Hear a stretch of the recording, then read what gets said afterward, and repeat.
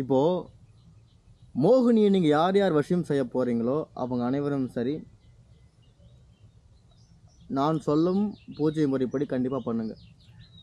இந்த கணவன் மனைவி வசியம், காதலுக்கு ஆண் பெண் வசியம் ஆகுவதற்காக பணம் காசு வர வைக்கலாம், ஜனங்களை வர வைக்கலாம், கோவிலுக்கு ஜனங்களை வர வைக்கலாம். ஆனால் இருந்தாலும் தெளிவாக கேட்டுங்க, நீங்கள் மோகினியை நீங்கள் வணங்குறீங்கன்னா நீங்கள் எப்போ நினைக்கிறீங்களோ அப்போ மட்டும்தான் ஜனம் வரும். இதான் ஒரு குறிப்பான ஒரு விஷயம். உங்களுக்கு என்ன தேவையோ அது அந்தந்த நேரத்தில் அந்தந்த நொடியில் நீங்கள் கேட்டால் தான் அது நடக்கும். ஞாபகம் வச்சுக்கோங்க. மோகினி வசியம் செய்வதற்கு விஷ்ணுவை கண்டிப்பாக வணங்கணும்.